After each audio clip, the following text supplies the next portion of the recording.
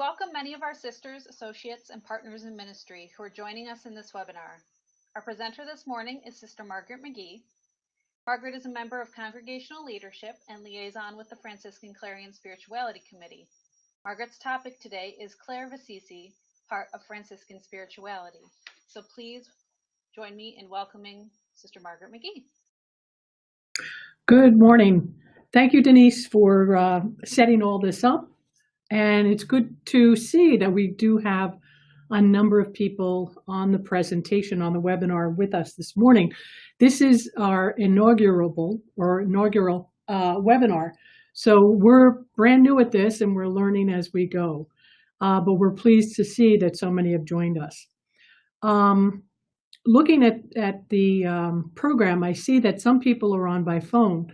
So unfortunately, you won't be able to see the PowerPoint presentation that has been prepared for this, but the recording will be available afterwards. And also we could probably make a PDF copy of the slides and send that out to participants. So hopefully everybody does have a copy of the outline that was sent out and also a copy of the timeline for Clare, the Heart of Franciscan Spirituality. I won't be referring to them directly.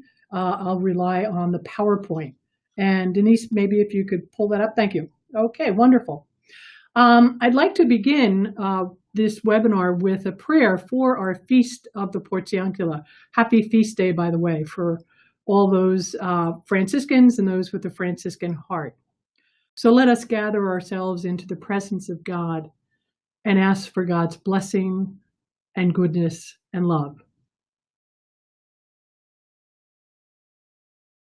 God of gracious and abundant love, we pray in gratitude for the gift of Mary, Our Lady, Queen of the Angels, and for the little portion which gave space and life to Francis, Clare, and the early community. We recall Francis's devotion and care of the Portiuncula Chapel. For this place, Francis loved more than any other places in the world. For here he began humbly. Here he progressed virtuously. Here he ended happily. This place he entrusted to his brothers at his death. With Clare, we recall that on the night of Palm Sunday in 1211, Clare left her home and family and quickly sped to the Portiuncula Chapel. There she gathered with Francis and the brothers and was received into the community to begin a new way of life.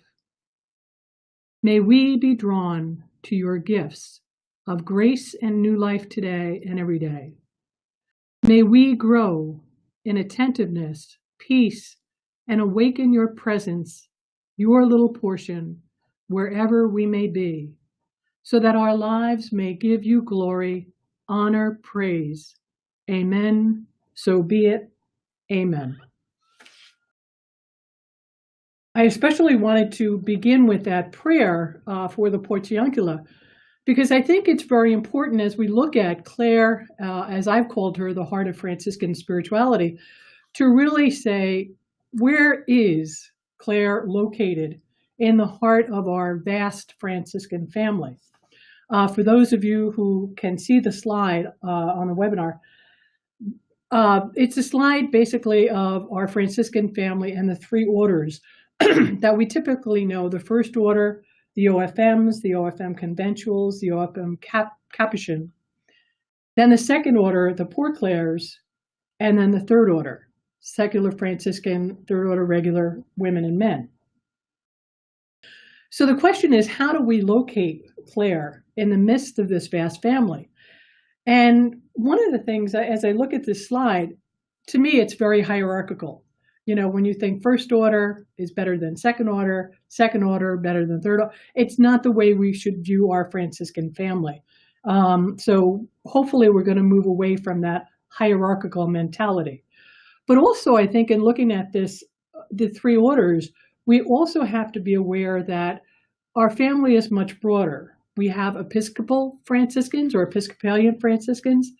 We also have Lutheran Franciscans.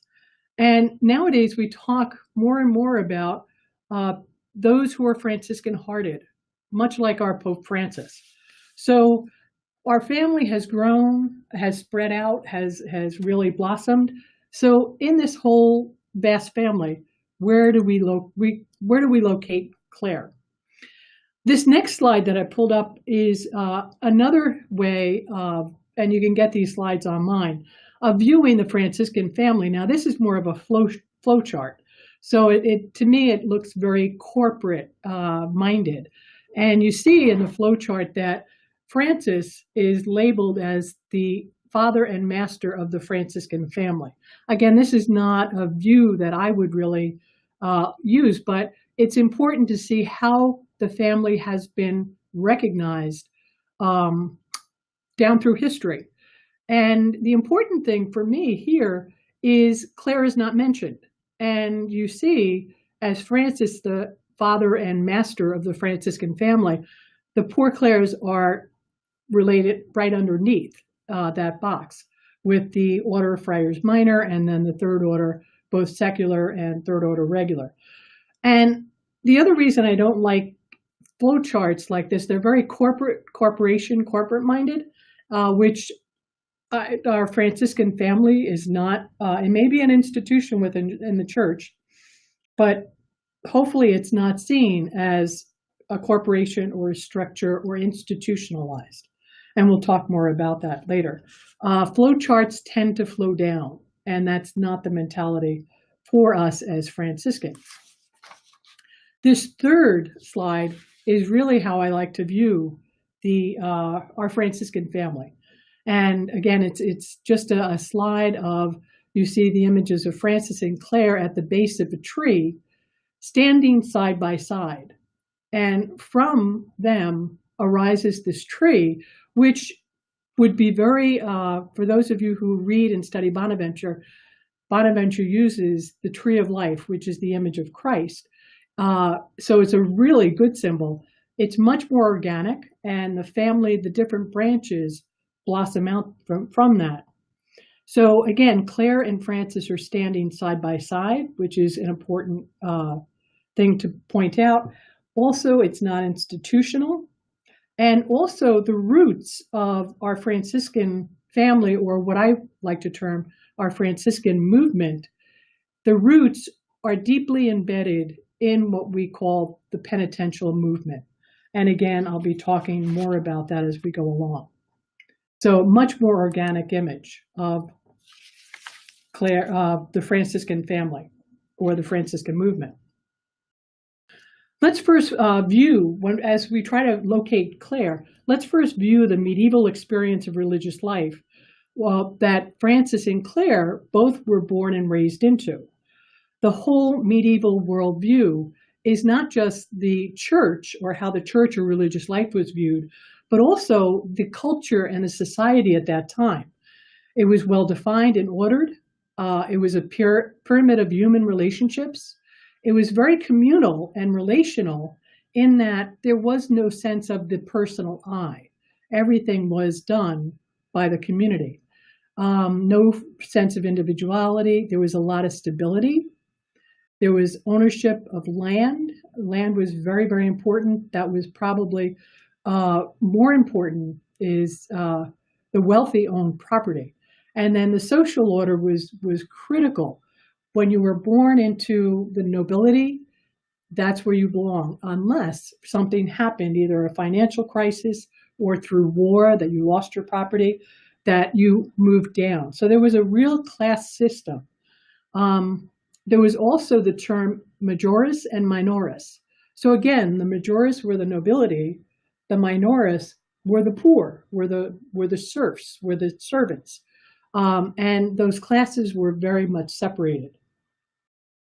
And of course, the other group that is not mentioned on the slide are those who were removed from society, from contracting leprosy. So you have the lepers who were really considered dead to the social structure because they had to be totally removed. And that's an important point to bring out as we look at Francis and Clare later on. So religious communities, religious lives were really based on the same sense of structure, and it was very monastic. Religious life was either monastic, cloistered or hermit, or eremitical. It was a movement away from the world, and we'll see that in this next slide, which really characterizes what monastic life looked like. It was locked away. You see, monasteries were built on the top of mountains and hills. Some of them had walls around it to protect them from invaders, but also to keep the world out. In the bottom left-hand corner of the slide, you'll see the image of the ladder. Monasticism was a way of climbing up closer to God. It was, as it says, passing through the narrow gate. So this is a sense of the monastic world that Francis and Clare would have been very familiar with as they grew up in the area of Assisi. It was very, very different from what they really began to live and to move through. In talking about this monastic reality, and not only monasticism, but this medieval worldview, we have what is called hierarchical dualism or dualistic attitudes that we need to be attentive of, because there was a real sense of, as I mentioned, monasteries were built on hills. So up was good, down was bad. You have other dualistic terms of in and out, them and us, sacred and secular, greater, lesser, good, bad, heavenly, earthly. There was always that distinction of two things working against each other. And what Francis and Clare really did was not only in beginning this movement, they really broke through this dualistic attitude in the way they lived and perceived life and perceived God breaking through. They really broke through this hierarchical dualism. And as Richard Rohr writes, we cannot attain the presence of God because we're already totally in the presence of God. What's absent is awareness. So again, mystics, or as Francis and Clare would be called, living mystics in their medieval world, they truly had this mystical sense of not perceiving things as dualistic, but holistic. And it's really critical for us to hold on, because that's a gift that our Franciscan spirituality, Franciscan Clarian spirituality really brings to our world today, is a more holistic view of the world. Looking at what Francis and Clare began, and we'll talk about Clare more in detail in a few minutes, but Clare and Francis together engaged in living a gospel movement of penitence, not moving out of the world, but being more deeply engaged with it. In this whole medieval movement or reality that Francis and Clare grew up in, there was a real sense at the time when they were growing, a rise in penitential movements within the church. Now, these penitents were just regular lay people who were kind of turned off the church and the hierarchy and perhaps the wealth in the church, and wanted to retain or go back to the gospel way of life. And so these lay people would take on or put on sackcloth and ashes, and they would move away from their families. They would give up everything and go around preaching and teaching. And so these gospel or penitential movements were becoming more and more popular. So this probably, in a way, had an effect on Francis and Clare and what was beginning to be stirred within their hearts, that their sense of following God, of hearing God's call and wanting to follow, was not to become part of the accepted religious orders, but to really move into the gospel more deeply as penitents. The penitential movement really dates back to the very earliest Christian church, as does the movement of virgins, consecrated virgins. So what Francis and Clare embrace is not really new, but they take a whole new meaning to it. This next slide gives a Franciscan worldview, which, again, if you think back of the slide of the monastery being on top of the hill, for Franciscan worldview, it's a movement. Evangelical life is a movement of humble penitence. And it's preaching the gospel and the goodness of God in the world. So you see the penitents, the Franciscans, are on the road. They're traveling from place to place. And this is exactly what Francis desired. We call this a life in via, a life on the way. And for this life on the way, it's basically gospel values. When we hear readings from Galatians, there is neither Jew nor Greek, there is neither slave nor free, there is not male or female, but all are one in Christ Jesus. Also from Luke, Jesus welcomes the sinners and the tax collectors and eats with them. From Matthew, blessed are the poor in spirit, blessed are the meek, the peacemakers, the persecuted, the insulted. Rejoice and be glad, for your reward will be great in heaven. And also from Matthew, do not be called master. You have but one master. The greatest among you must be a servant. So again, these were the gospel values that captured Francis and Clare and moved them into a whole new way of expressing their spirituality in the life of the community and the church. Again, for Francis and Clare, they did not set out to be founders of a religious community with a particular purpose. Well, they did not set out to be founders of a religious community at all. They really were about a sense of movement, of God's movement within them.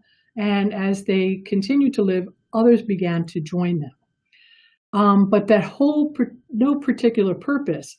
Other communities are based on apostolic works, whether it's nursing or caring for the elderly.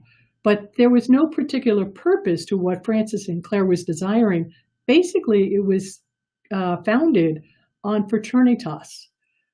And so it's not a matter of structure, but it's very much a matter of relationship, of being brothers and sisters bound together by Christ and the gospel. So fraternitas is a very, very important word for us as Franciscans. It's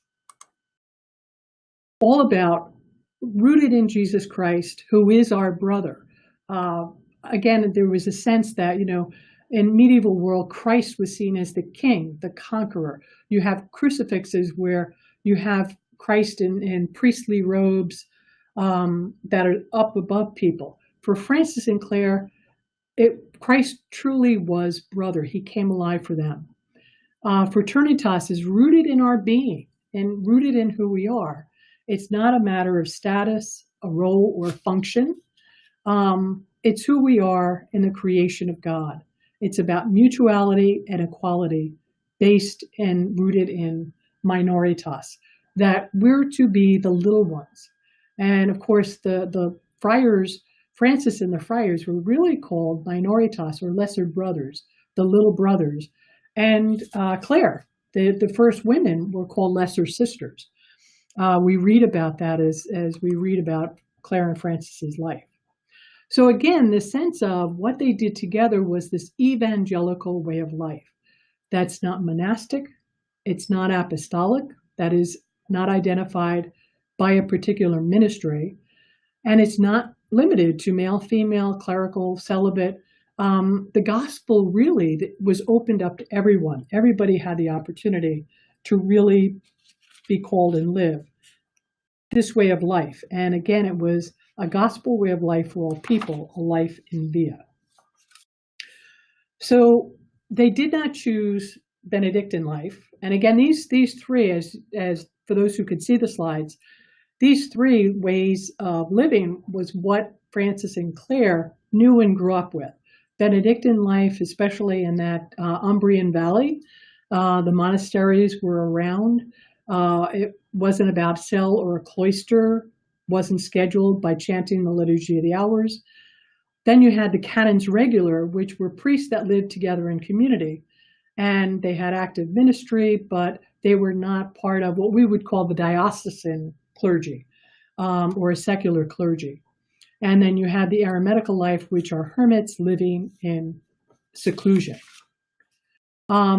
Interesting with the Benedictine life and that whole sense of cloister just reminds me of when Lady Poverty, when the brothers were showing with Lady Poverty, and she asked to see their cloister, and they brought her to the cliff looking out over the countryside, and that was their cloister. It's wherever they were, they brought their cloister with them. So our cloister is the world.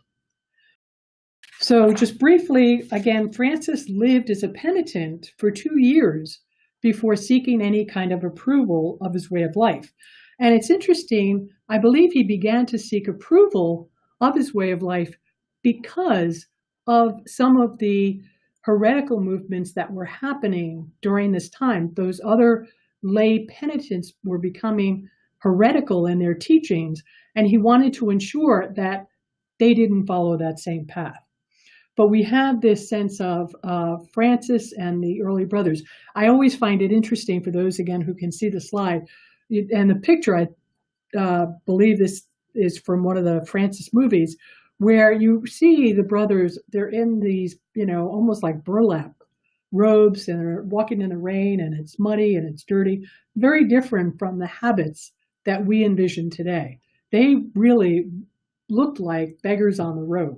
And in fact, sometimes as we read the sources, people were afraid of them because they looked like poor beggars and thieves and God only knows what else.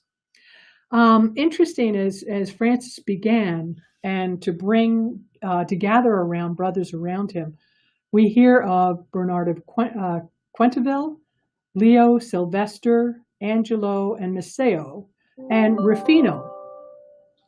And Rufino, it's interesting. I was just reading a book by Marco Bertoli, which I recommend to everybody, St. Clare Beyond the Legend.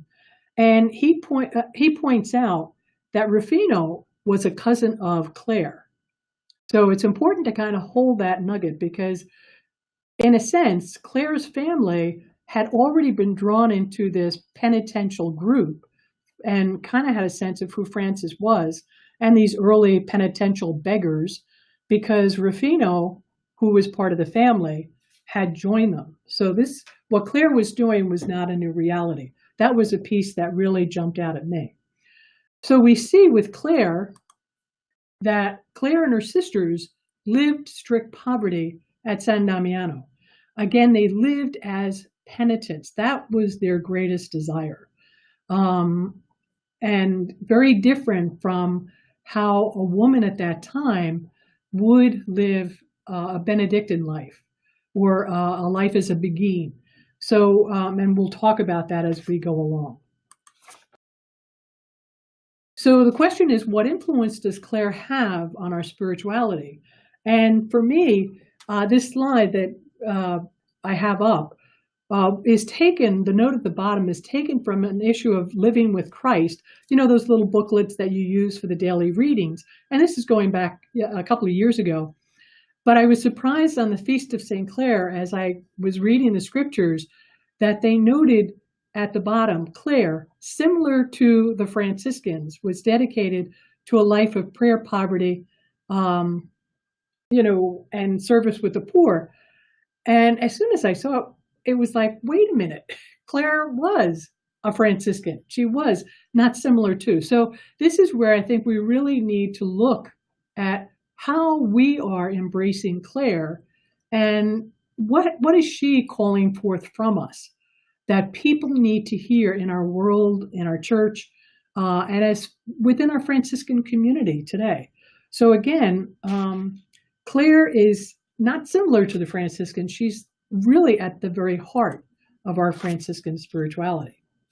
So let's move and talk about Clare, or as she was called, Chiara in Italian. We know nothing of Clare's father other than his name and that he was a wealthy noble in Assisi. Favorino I guess not much is written, probably was very protective of his family. And we know that Clare's mother, Ortolana, was a very deeply spiritual and religious woman. She really reached out to the poor around where they lived. And their house was, if you've ever been to Assisi, it's up in the northern part of the city, right next to San Rufino, which was one of the first churches in Assisi. And they say from Clare's window, she could see the courtyard outside of the church in San Rufino. But her mother, Ortolano, actually took part in pilgrimages to Rome, penitential pilgrimages. So this is what Clare grew up seeing, is the prayerfulness and the dedication and the spirituality of her mother. Writers say that Ortolana participated in the Santiago de Compostela, the way of St. James of Compostela, which is a very harsh pilgrimage, and then also pilgrimages to the Holy Land. So a very religious woman. So Chiara was part of 12 of the noble families of Assisi. And as we read and hear about the situation in Assisi when the people of Assisi went to war against the bishop, against the king, that the noble families were chased to Perugia. And so Clare and her family was one of the 12 families that left Assisi and took shelter in Perugia nearby. So you have a sense of Clare's family being very acceptable. Chiara herself, or Clare, was born July 16th, 1194. So she's younger than Francis. She's the third of 5 children and the oldest daughter. And there I have the names of Clare's siblings: Don Bosco, Chiara, Pendena, Beatrix, Caterina, who took the name of Agnes when she joined Clare, and we'll talk about that. Also, Ortolana, Clare's mother, also joined them at San Damiano. So again, as I said, the family fled from Assisi to Perugia during the middle class uprisings. And interesting, she gave away her inheritance and distributed it to the poor before that Palm Sunday evening when she left her family. We had the sense of, the family or the father holding all the possessions. But from what I've read, not so, that she had some things, jewelry or possessions that were basically hers, that she was allowed to give away, some minor property, and which she did before she left her family. So at the age of 18 years of age, this young Chiara heard Francis preaching a Lenten sermon in the Church of St. George in Assisi. And the experience influenced her and changed the whole course of her life. So she heard of Francis's preaching. And then it said, as you read different writings of Clare's life, that Francis and Clare met several times to talk about this whole new evangelical life, what they were envisioning. And I have a sense, some might say that, well, Clare was a good listener. Often we hear of Clare called as the little plant of Francis. But as I read more and more about Clare and her courage, her strength of personality, I have a feeling that this was really a good conversation and envisioning and dreaming that they shared together. Culturally, of course, each brought a companion with them. John of Long accompanied Francis, and Bona accompanied Clare. So again, there's this sense of propriety that you have a culture where it would not be acceptable for women to go and meet privately with men. So that's important to keep in mind too. So we have on this Palm Sunday evening of March 17th, 2012, at the age of 18, Clare running away from her parents' house. And again, giving away all her property beforehand. So she left totally free carrying nothing with her, to be received into the community at the Portiuncula.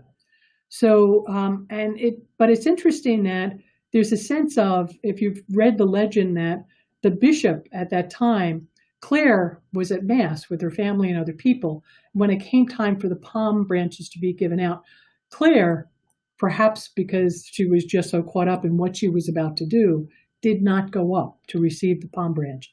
But the bishop came and gave it to her. And many think it's a sign of him acknowledging, yes, Clare, go. This is what you want. So, but the important thing is that, again, there's no community of poor Clares that Clare is received into. Rather, she's received into the fraternity or fraternitas of Francis and his brothers. And she really, truly wanted, from what I've read, to be a part of this new way of living, this evangelical Franciscan movement that was happening. But again, propriety, remember I mentioned that Clare couldn't just stay there and live with the brothers. That would really be scandalous at that time. So what does Francis do? Probably after some conversation, he takes her to a Benedictine monastery of San Paulo. And this is not too far away. It's in the vicinity. It's a monastery that was formed a little earlier in 1180. And again, monasteries in the Benedictine tradition, they had a status and a privilege recognized by the Pope. Many wealthy women came into these monasteries and brought with them their own dowries, their possessions. Some even, as you read, they brought their servants, their pets with them. They lived a very different way of life. So Clare entered into this Benedictine monastery, but she didn't enter the Benedictines. In fact, as you read about her life, she really went as a servant and was serving the sisters, doing the washing and the cleaning. Again, Clare is a noble woman, left all her possessions. She goes brought to the Benedictine monastery, but does not become part of the privileged class of monastics in that monastery. And really, this is where I see where her family shows up, and the nuns had to defend Clare from her family. They wanted to bodily pick her up and take her home because this was abhorrent to them. Clare was a woman of noble birth. She was making herself a servant. And so their families were really distressed. And remember, as I said earlier, Rufino was one of the early brothers with Francis. So the family knew probably what they considered this madness that was taking over the young people of Assisi. And so they wanted to physically, bodily take her home. So she could no longer stay at the Benedictine monastery. So Francis and the brothers took her and moved her to another house, or really not a monastery, of San Angelo de Panzo. And this is another house located on Mount Sabasio, and probably was a house of penitent women. And penitent women who simply lived together. They were not vowed. They were not recognized by the church. They actively participated in ministry in the community, in the area, nursing, teaching, caring for people, going out, probably similar to the Beguine tradition, which again were women who really chose to live a religious communal life together, bound by the gospel and not bound by the structure of the church or any kind of rule or constitution. They lived the gospel. And unfortunately, if you read about the Beguines, they really did not fare well with the church, because many bishops and cardinals and popes really tried to rein them in and make them come under the church.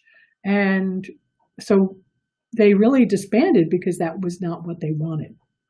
So Clare is accompanied to this San Angelo de Panzo by Francis, Philip, and Bernard.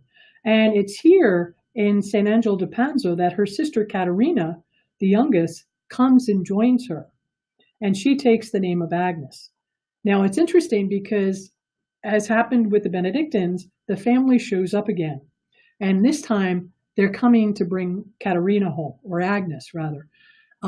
Because, again, probably for the family, this is madness that has struck, and it's taking away the youth of their family, and especially the women who they could marry into other noble families to bring more wealth and possessions. So the family shows up. Agnes throws herself on the ground, and the men are trying to pick her up. She begs Clare to pray, and Clare begins to pray, and Agnes's body becomes so heavy that the men cannot even lift her off the ground. So they say it's through Clare's prayer and intercession that Agnes is saved and can't be carried off by her family members. So again, that sense of strength and commitment to this new way of living the gospel. So I'm sure after this, another family battle, they can't stay at St. Angelo di Panzo. And because I'm sure this just wreaked havoc. I'm sure with this Beguine or St. Angelo di Panzo, again, they were not there to be a part of the community, but as servants of the community. They did not want to join. So once again, Francis says, okay, we've got to find a better solution. And so they bring them to San Damiano. And here Clare lived from 1212 to 1253.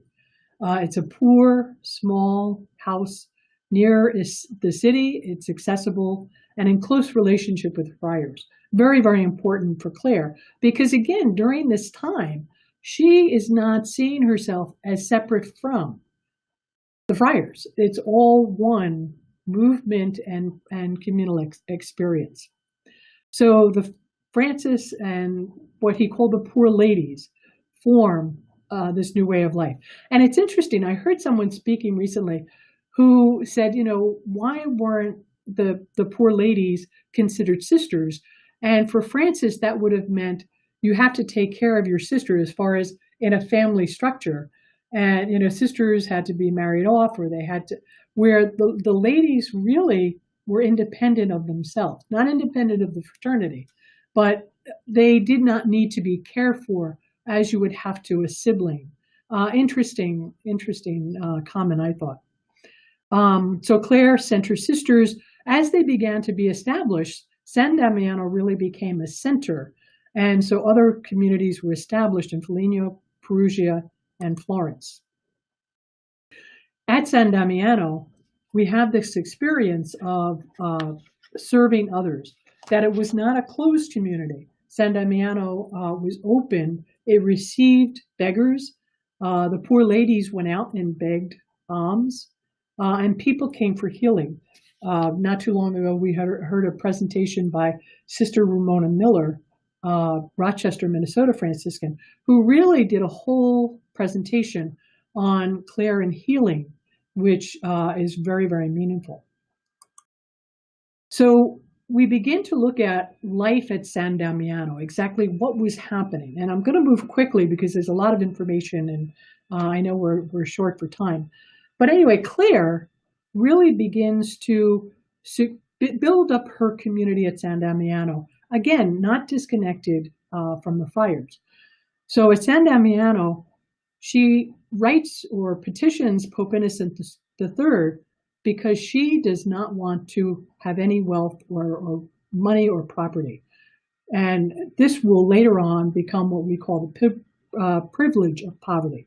But early on, she gets that granted by Pope Innocent III. And there's actually a letter that documents this.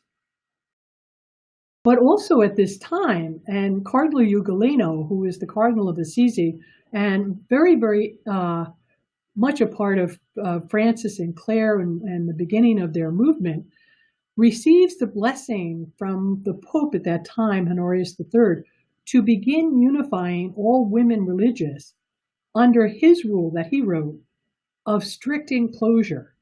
Now, it's interesting because you have the Benedictines already strict in closure. Now you have these, and you have these penitential movements or penitents, and now you have beguines and you have these poor ladies beginning to have these houses that are arising. And really the leaders of the church, the clergy, the cardinals and the popes are getting concerned about these, especially the women's groups. And so they're really going to focus on the strict enclosure. And this next slide really points out that despite Ugolino's plans, Clare and the poor ladies continue to live that penitential life in relation to Francis and the brothers. So you begin to see this struggle where the church wants to come in and say, okay, here is our rule and this is what you're going to follow. And they want no part of it. They want to be a part of the church and they want to be true to the church, but in their own vision, in their own way. So this struggle really begins to happen. And what to me was interesting is in the midst of this struggle between Clare and Ugolino and the Pope for, how is Clare and her sisters going to live? What does Francis do? Sometime after May 26, 2019, Pentecost Sunday, Francis departs for Egypt, where of course he encounters the Sultan, Melik el-Kamil. So you have, in the midst of this tension of who's going to be faithful to who, you have Francis taking off. So as I read into that, I thought, how must Clare have felt? Here, she was very much in sync with what Francis was doing and trying to build up the whole movement of men and women. And Francis takes off. In the spring of 1220, following year, Ugolino visits Clare at San Damiano, and according to the writings, has great admiration for Clare, and really calls on Clare for guidance. So again, you have this sense of Clare knows Ugolino well, and Ugolino knows Clare. But also it explains why Ugolino wanted to make San Damiano and what Clare and her sisters were living really the center and heart of his rule and his order, which he was just beginning. So you see this rise in who's going to really control this. So by July 27th, 2019, Ugolino succeeds in modifying Clare's way of life and imposing his rule of cloister and monasticism. So again, you see Rome coming in and saying, well, yes, you can live here, but you're going to do it under my terms. And basically, it was the cloister and monasticism. In the spring of 2020, Francis returns from Egypt after hearing of divisions among the friars. Friars went searching for him and said, you've got to come home. Things are not looking good. But before Francis returns back to Assisi, he goes to see Pope Honorius III, and probably not realizing what's happening in Assisi between Clare and other religious women and Ugolino imposing his rule on the women, he asks Honorius to make Ugolino the cardinal protector of the order. So again, I just look at that and say, wow, it seems like a hot political situation. Here, Francis goes exactly to the person of Ugolino who Clare is having this struggle with. So again, and this is not just life at San Damiano, but it's happening, the life in Assisi. On Pentecost 1221, we have the chapter of Mass, and where it says over 5,000 friars present. And I bring this in because we can't really separate what's happening with Clare from what's happening with the friars. Francis at the chapter of Mass resigns as the head of the order. Now you can imagine how, when Francis did that, how news got back to Clare and how it must have made her feel. Again, I think there's a sense of how can we get into this imagination in this heart of Clare? What did she hear? What did she experience? What did she take in? And what did it mean to her? So you have Francis resigning head of the order. And then in 1224, 3 years later, is when Francis goes to Laverna to pray and receives the stigmata. So again, all of this must have really been hard on Clare. Also during this time, Francis is very, very intentional to tell Clare she should not fast as much as she's doing. A lot of the times, religious women would use fasting as a way of standing up against authority. And the writings of Clare, and especially what we hear about about her beatification in the process, is how Clare really did some harsh fasting, and Francis warned her not to do that. As he did to himself after a while, that he regretted how he treated his own brother body. So Francis goes to Laverna, and in the same year we have the beginning of Clare's sickness. And Clare begins to slowly deteriorate and continues to live and be significant in the community, but really takes on. And you have to say, what effect did all this have on her? And especially Francis dies October 3rd, 1226. So after Francis is gone, you have Ugolino, Cardinal Ugolino is now elected Pope, and he takes the name Gregory. So you can just imagine now, Francis is gone. Clare is basically on her own. She's living this rule imposed by Ugolino, who now becomes the Pope. So again, we just get a sense of the power and what Clare had to deal with. And you would think this sleepy town of Assisi, it's nowhere near Rome, but they had a deep connection. So you also have the canonization process of Francis taking place. Now, it's interesting, with this canonization process, Gregory, now Pope, Ugolino, now Gregory, the Pope, comes to Assisi because he's going to be part of doing the canonization process in Assisi. And during that time, he meets with Clare and really wants to absolve her from living this vow of strict poverty. Again, he's really trying to set her up like any other monastery.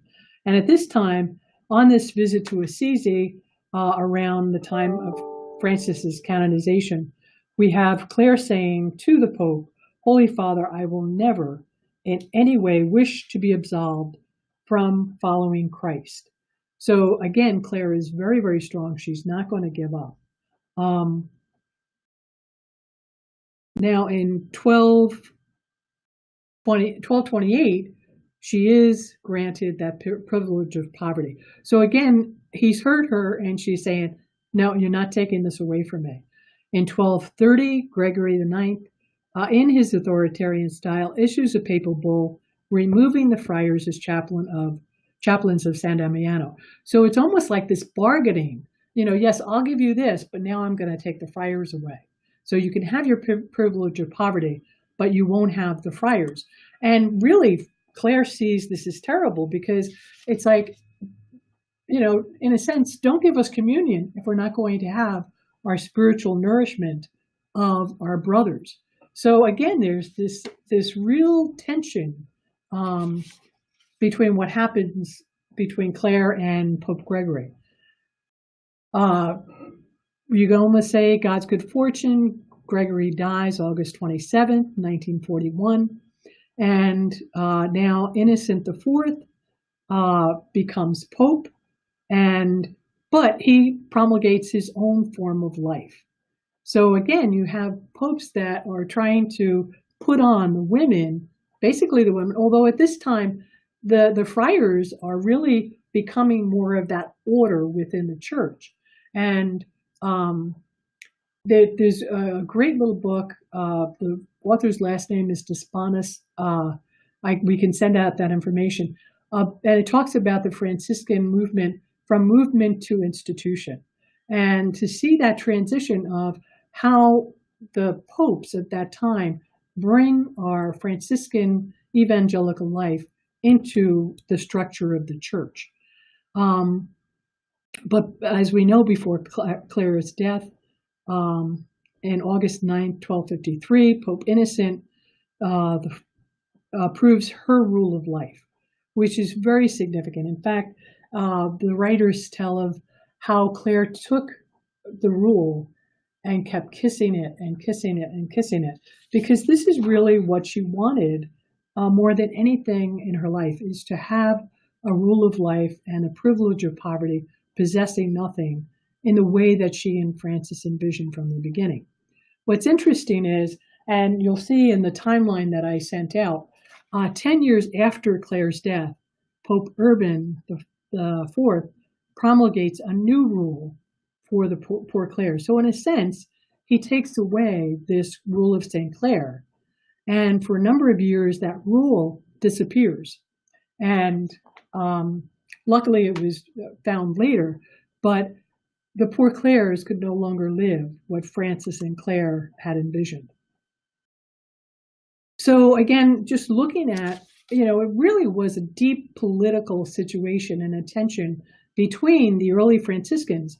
But what happened was Clare had those early friars around her, Sylvester and Leo and Rufino, and especially Elias, who she became the living memory of this community. People came to Clare for healing. There's a number of occurrences. I'm just going to move quickly. There's a whole sense, again, it's not Clare didn't become the abbess. She really stayed the servant, washing the feet and caring for her sisters, washing their feet, caring, cleaning commodes. This was not what an abbess would do in a monastic community. She continued to live that simplicity and poor minoritas that she loved and embraced so much. Clare functioned as part of the community, not in the traditional role of abbess, ruling over the community. She insists that decisions are made by the community, which is very, very different from how it was lived in other places.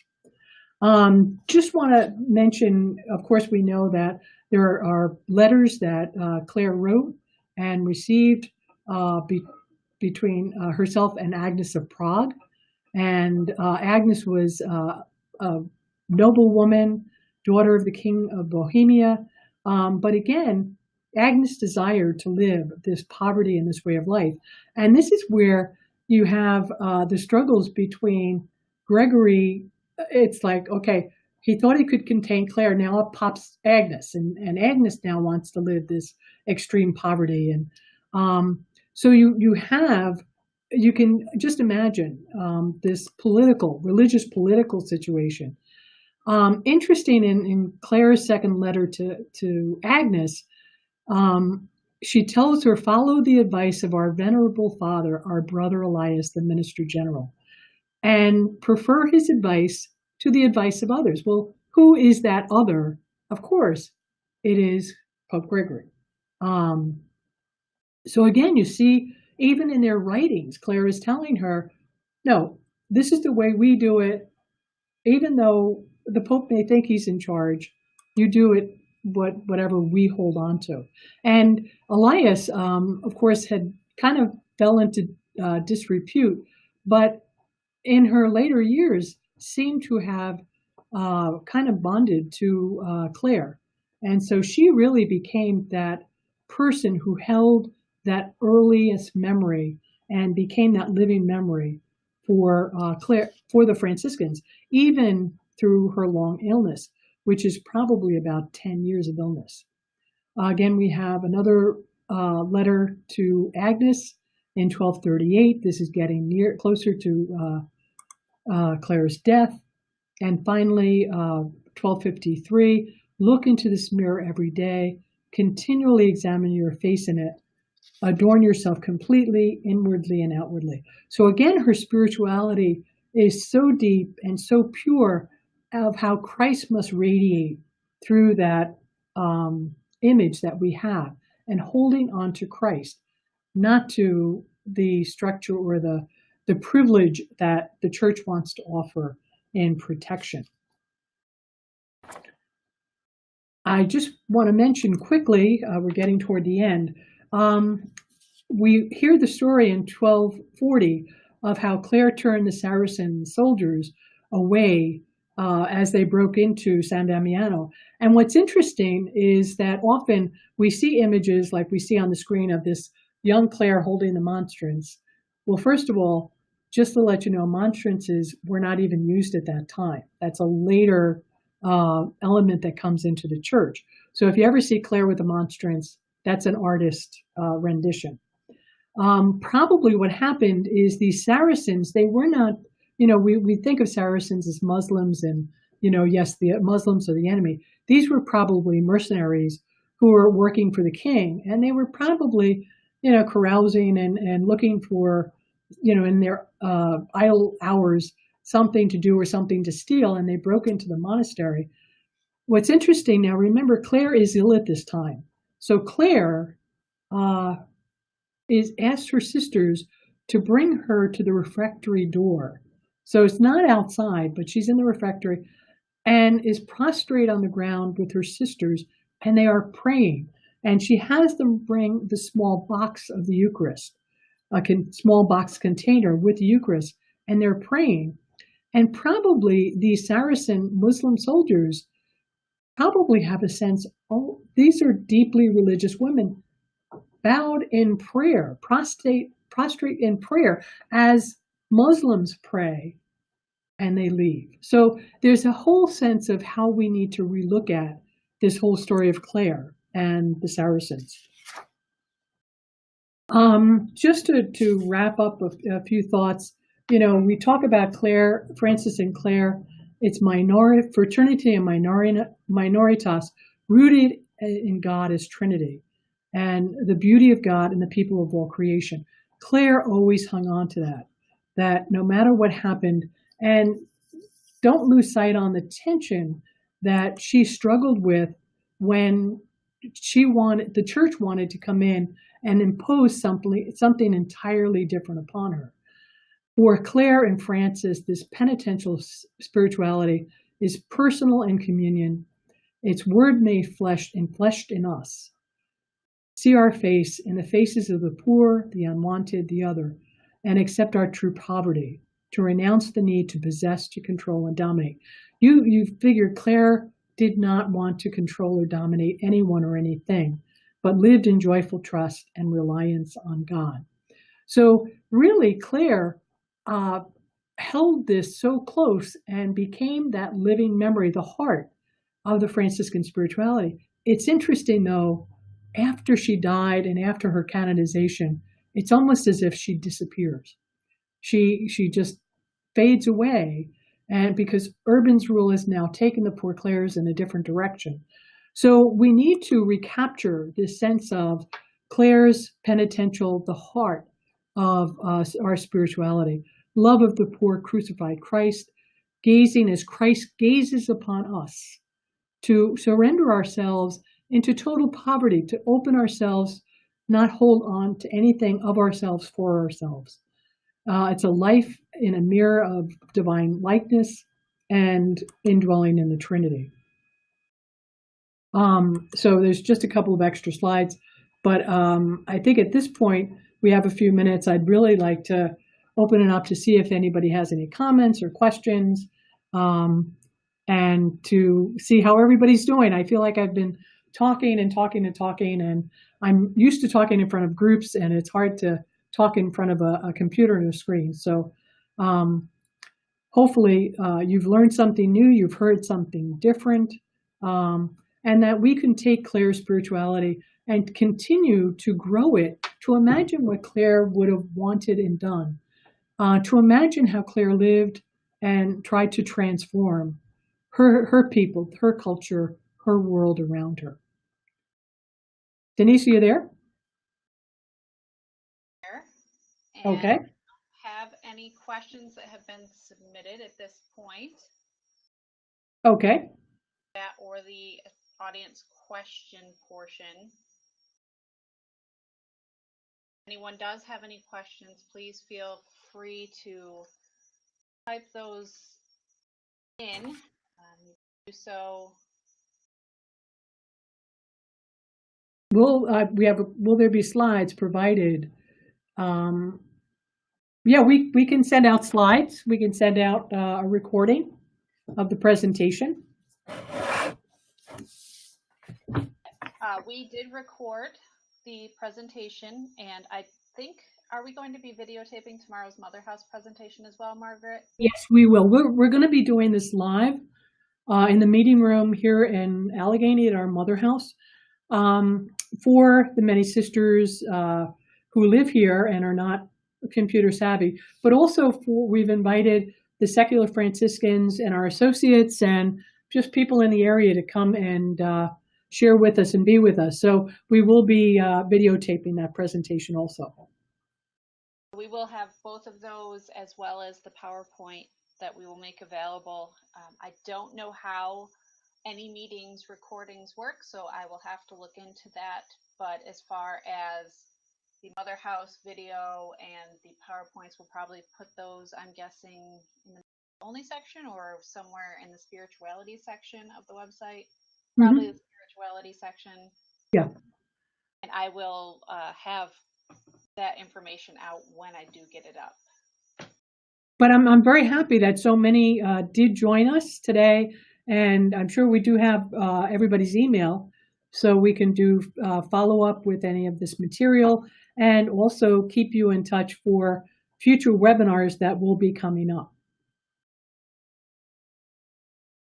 Denise, do you have any other? I don't see any. Does anyone else have any questions? You can share in the chat or the audience questions section.